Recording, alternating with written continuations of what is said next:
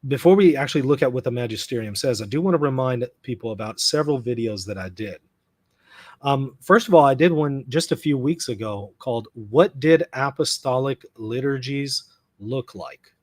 What did apostolic liturgies look like? I'll put a link to that in the show notes.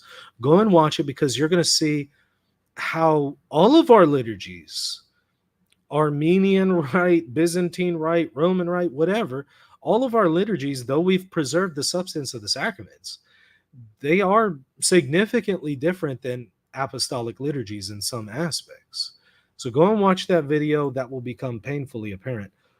Now, I'm not saying that we were wrong to do that. I actually think it was perfectly understandable why we have changed some things in all of our rites, in all of our liturgical traditions. But go and watch that. What did apostolic liturgies look like? And you'll see plenty of examples. Also, take a look at the video I just did recently called Papal Mass from the 7th Century That Will Leave You Speechless. I go over what the liturgy looked like in the 7th century in Rome at a papal liturgy. I go over it in detail because there's a detailed description. It's one of the earliest attestations that we have to the Roman rite in detail. And I walk you through the whole liturgy and I show you what it looked like.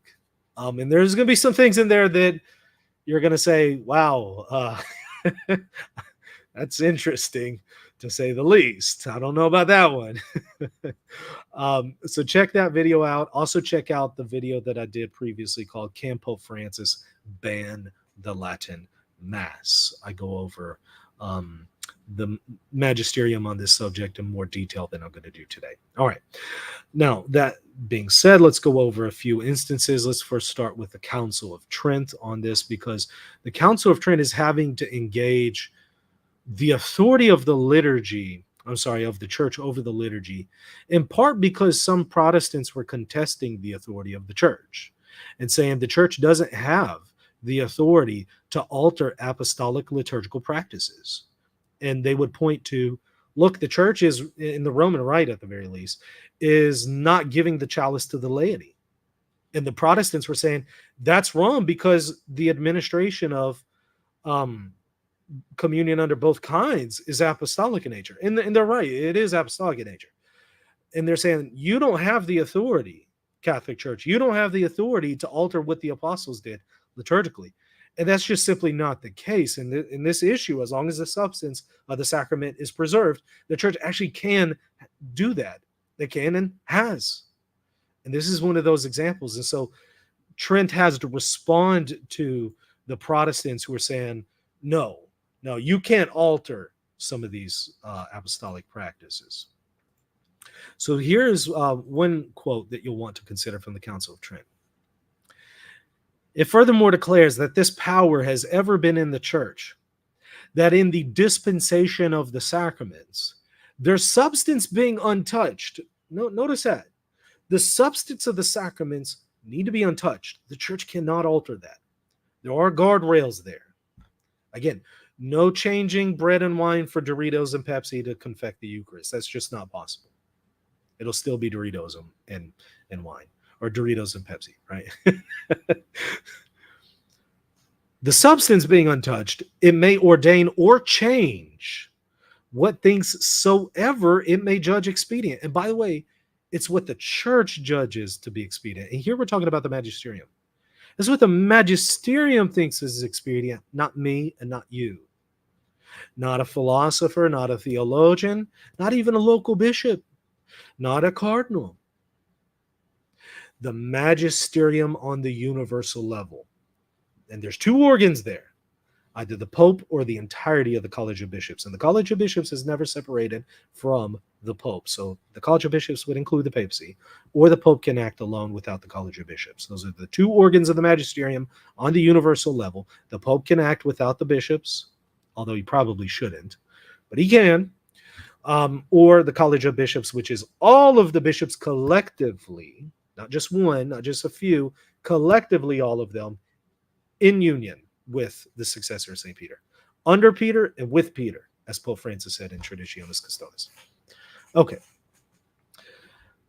So it's what the church, the magisterium, judges most expedient, not what we think. for the profit of those who receive, or for the veneration of the said sacraments, according to the differences of circumstances, times, and places. And it's up to the church to evaluate that, not me. It's up to the church to determine that the circumstances call for this change. And this, the apostle, so they're now rooting this in scripture, seems not obscurely to have intimated when he says, let a man so account of us as of the minister of Christ and the dispensers of the mysteries of God. Mysteries of God here refers to the sacraments. It is the magisterium as a whole that is the guardian of tradition and of the sacraments, and it is up to the magisterium to determine its administration or the dispensation or the giving of the sacraments, as long as the substance of the sacrament itself is untouched. Okay, so let's now consider the First Vatican Council. So also an ecumenical council. We saw Trent, an ecumenical council, arguably one of the greatest ecumenical councils and one of the most successful ecumenical councils that we've ever had. We saw Trent, now Vatican I. Wherefore we teach and declare. Now listen to that solemn language. That's solemn language. We therefore teach and declare by divine ordinance. So this is coming from God. This isn't just because the church made this up. This is from God. The God ordained it this way. The Roman Church possesses a preeminence of ordinary power over every other church, and that this jurisdictional power of the Roman pontiff is both episcopal and immediate. This is where the Eastern Orthodox have a problem with this. Both clergy and faithful of whatever right and dignity. So we're talking about all rights, not just the Roman right. The Pope has authority over all rights, whatever right, whatever dignity, both singly and collectively, are bound to submit to this power by the duty of hierarchical subordination and true obedience. And this not only in matters concerning faith and morals, but also in those which regard the discipline and government of the church throughout the world. Certainly, the liturgy falls within that scope. It has some aspects that are faith and morals that just can't be altered, because that would then alter the substance as well. And it also has some aspects that are disciplinary and pertain to governing and ruling. So it's kind of a mixed bag. But those things that pertain to discipline, the church is absolutely free to alter those. But notice that all churches of all rights have to submit to Rome on all things concerning faith and morals, discipline, and government. What does that tell you? That tells you the papacy and the magisterium has authority over issues of discipline and government. That includes the liturgy. The liturgy is not exempt from any of this. And that's solemnly taught at the First Vatican Council. In fact, an anathema is attached to anybody who disagrees with that, which means they're a heretic if they reject that. Here's the anathema. If anyone then shall say that the Roman pontiff has the office merely of inspection or direction, and not the full and supreme power of jurisdiction over the universal church, not only in things that belong to faith and morals, but also in those which relate to the discipline and government of the church spread throughout the world, or assert that he merely possesses the principal part and not the fullness of the supreme power, or that this power which he enjoys is not ordinary and immediate, both over each and all the churches, and over each and all the pastors and the faithful, let them be anathema. There's an anathema attached to anybody who wants to say the Pope doesn't have the authority over the liturgy. He does. He has authority over all this. Not just within his patriarchate, all patriarchates. That includes the Byzantine churches. That includes the Armenian churches. That includes Syro-Malabar. That includes all of them, right? All the Eastern Catholic churches and all the Latin Rite. There's an anathema for people who deny that. And by the way, I've seen some Eastern Catholics contest that, and I always have to point out to them, that's heretical. You're in heresy when you say that the Pope only has authority over the Roman Rite. That's heretical. Look at this from Mediator Dei from Pius XII, even more explicit. It follows from this that the sovereign pontiff alone enjoys the right to recognize and establish any practice touching the worship of God. So we're explicitly talking about liturgy. So if you wanted to try to somehow, contest everything that I've said so far, you can't get any more explicit than this. It follows that the Pope alone enjoys the right to recognize and establish any practice touching on the worship of God, to introduce and approve new rites, as also to modify those he judges to require modification. And by the way, it's what he judges, not what I think, not what you think. Now, certainly, again, we can express our concerns and bear them before our shepherds and bear them before the Pope if we have access to the Pope. There's nothing wrong with that, but ultimately it is on him to determine and him to judge what requires modification. And this would include discontinuing a liturgy, discontinuing a form of the liturgy. He certainly has that authority. Where his authority ends is the substance of the sacraments. He does not have authority to change the substance of the sacraments. Short of that, he could do it whether you like it or not. This is just what the Catholic Church teaches. This is part of having a magisterium. This comes from John Paul II when he gave an indult for the Missal of 62. Paul VI, allowed for the Missal of 62 in some context. So did John Paul II, so did Benedict, and so does Pope Francis. So really, it was never banned. It was never eliminated. There were always still liturgies of the Missal of 62 in full communion with the Catholic Church, even outside of the SSPX. Not saying that the SSPX is somehow in full communion. You get what I'm saying. There were liturgies for those in full communion with the Catholic Church who did preserve this expression with papal approbation, going all the way back to Paul VI, who promulgated the Novus Ordo. So it was never entirely banned. But here's what John Paul II says. Since, however, the same problem continues, the Supreme Pontiff, that's the Pope, in a desire to meet the wishes of these groups. So look at that. He recognizes, hey, look, there's a pastoral need for the Missal of 62 to accommodate them. He grants to the diocesan bishops the possibility of using an indult, whereby priests and faithful who shall be expressly indicated in the letter of request to be presented to their own bishop may be able to celebrate Mass by using the Roman Missal according to the 62 edition, but under the following conditions, and then he gives conditions. I read this to you because nobody is entitled to have the Missal of 62. No one is entitled to it. You are not entitled to it. Canon law says that you're entitled to receive sacraments in your own right. But of course, the Roman Rite is not reserved only in the Missal of 62. As Benedict says, even the Missal of 69 or the Novus Ordo preserves the Roman Rite. It is not a different rite. So even if the Missal of 62 was entirely eliminated, you still are receiving sacraments within your own rite through the Novus Ordo. So this is why the Pope says here that he grants an indult, and he grants it to diocesan bishops who examine the community who is requesting it, and then we'll make the decision. But if you have to grant this, that means people do not, by divine law, have a right to the Missal of 62.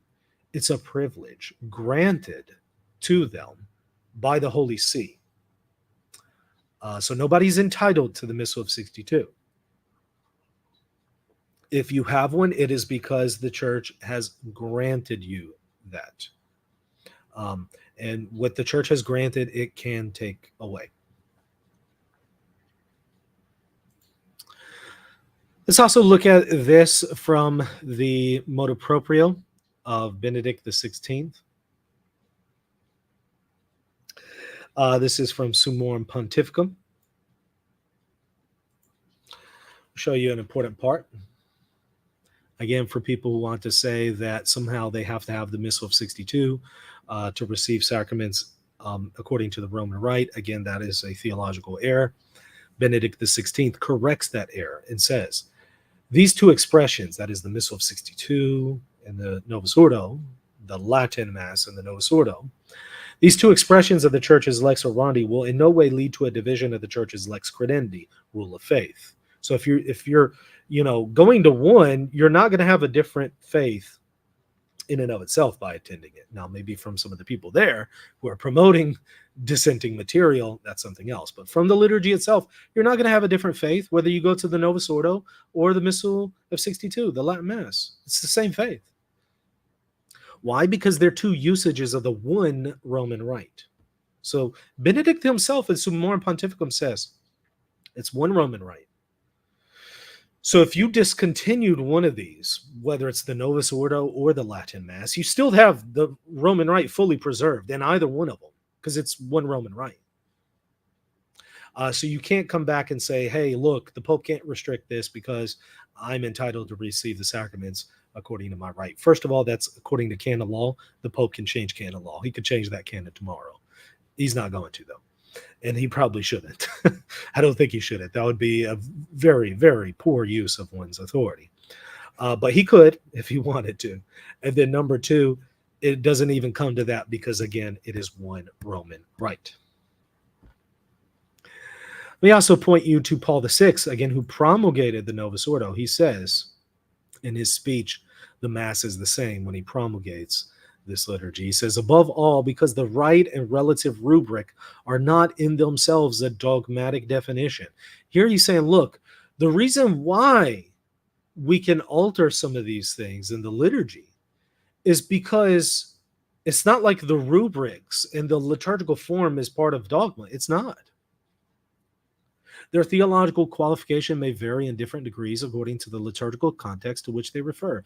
They are gestures and terms relating to a religious action experienced and living, of an indescribable mystery of divine presence, not always expressed in a universal way. Only theological criticism can analyze this action and express it in logically satisfying doctrinal formulas. The Mass of the new rite is and remains the same Mass we have always had.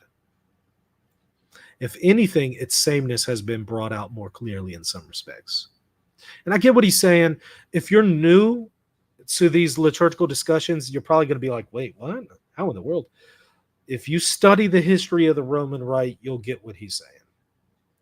Highly recommend you study it. One more other point from Pope Benedict in his accompanying letter that went with Summorum Pontificum to all the bishops. Here he says, there's no contradiction between the two editions of the Roman Missal. So whether Novus Ordo or Latin Mass, there's no contradiction between these two editions. In the history of the liturgy, there is growth and progress, but no rupture. No rupture. So there isn't rupture with the Missal of 62 or the Missal of 69, the Novus Ordo or the Latin Mass. There's no rupture here. There's no fundamental contradiction. And he notes what earlier generations held as sacred remains sacred and great for us too. Exactly. Which is why if there is some Novus Ordo priest out there who says, hey, the Latin Mass is bad. Look, in and of itself, there's nothing wrong with the Mass. It's sacred. This thing made saints. Can't say that. And there can't be people who say, the Novus Ordo is bad in and of itself. No, this has also made saints. And he says it can't be all of a sudden entirely forbidden or even considered harmful. And in fact, it hasn't. The church from day one with Pope Paul VI allowed for exceptions, allowed for access to it. But we're no longer in all of the sudden. We're going on about, well, since 1970. We're going on about 50 something years of the liturgical reforms, and the church is now evaluating the circumstances and how well the situation has gone with the Missal of 62. And unfortunately, because of some bad apples who are very vocal, they have given a very bad name to the Missal of 62. Again, that doesn't represent everybody in this community, but the most vocal ones are the bad apples who have weaponized it. And so the church, in evaluating this situation, is in a rock and a hard place. What do you do? If you entirely ban it, you're going to fail to meet some pastoral needs of legitimate and sincere people. If you just allow the situation to go on like it is, it's just going to fester, and people are going to take that liturgy and use it to attack the magisterium. And you're going to have massive rupture between Novus Ordo parishes and Latin Rite parishes. I'm sorry, Latin Mass parishes within the Latin Rite. You're going to have that massive rupture between the two, and these two groups fighting against each other, and that's not good for anybody. So it's a very difficult situation. All right, so in conclusion, what is going to be the result if this happens? If it happens, it will force the dissenters to make a choice. Either to do what they've really already done internally, and that is formally leave the Catholic Church. They've already internally left it. They will be forced to either now do that formally and externally, leave the Catholic Church, or stay within the Catholic Church and get in line with the church's liturgical reforms. Now, you might say, hey, this problematic group, that should be their choice at this point. Okay, maybe. Yeah, maybe. But you're still going to have this other group of people who aren't dissenters, who are good people, and there is a pastoral need, and they're going to suffer because of this other group.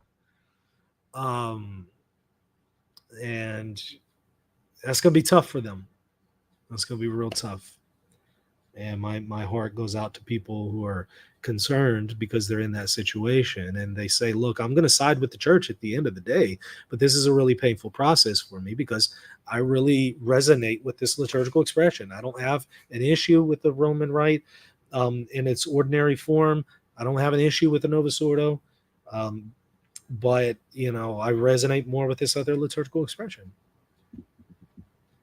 They shouldn't be forced to pay for this other group, but I will say, unfortunately, that group of faithful Catholics should have done more after Traditionis Custodes in addressing this other group within their own community publicly.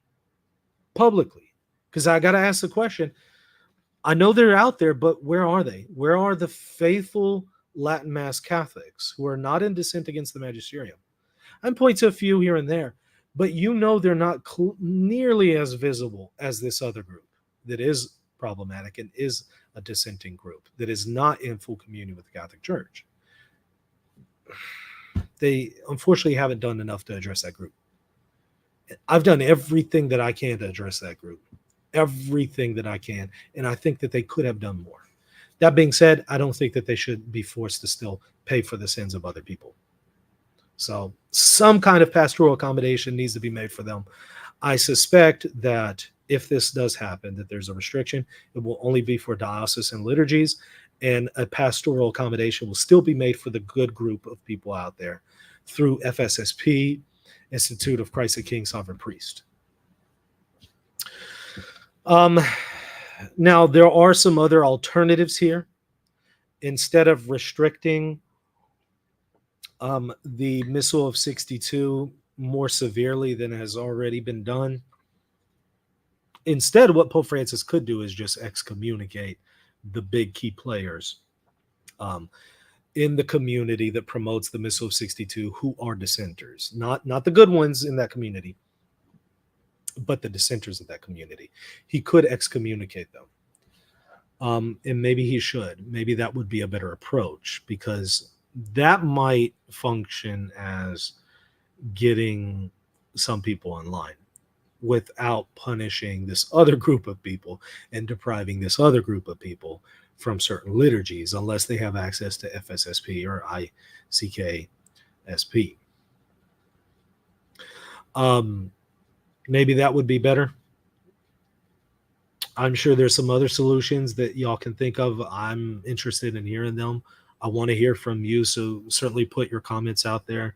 Again, the church allows you to express those suggestions, comments, cares, concerns, all of that. Um, it just doesn't allow for dissent. So, like, you can't say the church doesn't have the authority to do this. That would be heretical, as I've shown.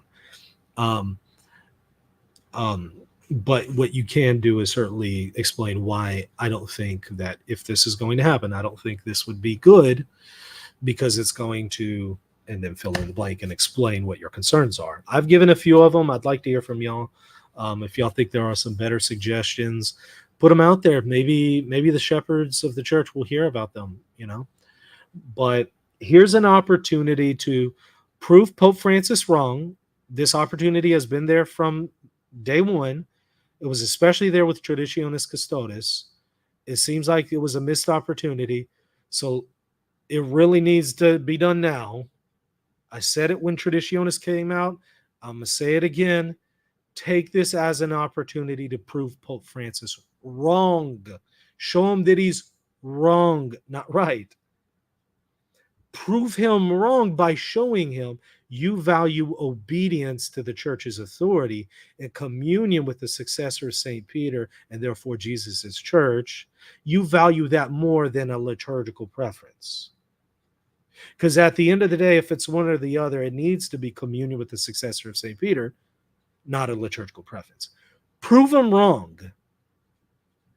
If you don't do that and you prove him right, that we love a liturgical expression more than communion with the successor of St. Peter itself, more than communion with the church itself. If you prove him right, you can't really blame him whenever he perhaps restricts access to the Missal of 62 further. It's hard to blame him. So here's an opportunity before it happens, if it's going to happen, before it happens, prove him wrong. Maybe it could change some things. Possibly. But I know this, it won't change if he's proven right. And so far, on the whole, from what is visible from the community here, he's been proven right. Where was the outcry whenever people were weaponizing the Missal of 62 to promote heresy against the magisterium and accusations of heresy against the magisterium? Where was the outcry when they were using our parishes and still are using our parishes to engage in illicit ordinations? Where's the outcry when they engage in illicit masses against the authority of the bishop and the pope? Where's the outcry? If there's not enough outcry from the Missal of 62 community, Pope Francis is not going to hear from you and is probably going to be a little bit more open to restricting it further because he's not hearing from you. So maybe there should be more of a vocal expression deploring those who are weaponizing the Missal of 62. Let's hear your voice. If you go to a Missal of 62 liturgy and you're faithful to the Catholic Church and the magisterium, we need to hear from you. Pope Francis needs to hear from you. And this might actually change some things. But if you're silent, he doesn't hear from you, there's no outcry from your community against some in your own community. Look, you really can't blame Pope Francis at the end of the day. So let's hear from you. I want to hear from you. It'd be encouraging to me because I feel like I'm one of the few people online that has stood with the magisterium on this issue and called out the dissenters and told them, stop doing it. You're proving Pope Francis right. I want to hear from you guys. So hit that like button, hit the subscribe button, put your comments and your thoughts there in the comment section. Get active, get vocal, change the narrative, show people you can be a good and faithful Catholic who goes to the Missal of 62 and you don't have to be, you're not a dissenter. Change that narrative because unfortunately, when the Missal of 62 is brought up, it's become synonymous with schism, dissent, all of that, Pharisaicalism. And that's so unfortunate because it's a good liturgy and there's good people in that community who have nothing to do with those things. Change the narrative. get more active, get more vocal. All right, that's going to do it. Again, hit that subscribe button. We'll see you later. God bless. Hey friends, do you want others to discover why the Catholic Church is the church that Jesus established? And do you want to help people make sense of all the confusion in the Catholic Church today? Help contribute to this mission by supporting Reason and Theology at patreon.com/Reason and Theology. By doing so, you'll also get access to exclusive content for patrons only. Also, if you want to deepen your faith, there are free ebooks and even courses that you can sign up for by visiting reason.podia.com. Have you been affected by radical traditionalism? That is a movement that rejects or eyes with suspicion the magisterium and reforms from the time of the Second Vatican Council to the present day, often fostering divisive or even schismatic attitudes within the Church.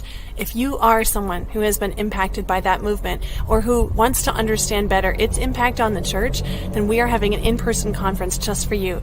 This groundbreaking event, held in the scenic southwestern Treasure State of Montana, will include talks, communal liturgy, the hours in Mass, meals, and time for convivial conversation. Join us for spiritual invigoration, education, inspiration, and to connect with other Catholics who have traveled a road similar to yours. We hope this will be for you a family reunion, a retreat, and a conference all rolled into one. We're excited to welcome you to this event. The following speakers have been approved by the Diocese of Helena and will present at the conference. Mr. Jeremiah Bannister of Paleocrat Diaries, Sister Mary Eucharista of Sisters of Mary, Mother of the Church, Mr. Andrew Bartel, a lay Dominican of the Province of the Most Holy Name of Jesus, Mr. Dom Dalmaso of the Logos Project, Father Eric Gilbaugh, priest of the Diocese of Helena. Lecture topics will include things like understanding mercy and healing from spiritual abuse, fidelity in the magisterium, finding the Church in the modern world, the Pope, the Council, and the Mass, and Joseph Ratzinger, pastoral observations of trends in traditionalism, and so much more. Registration is now open. Please go to tradrecovery.com/conference for more details.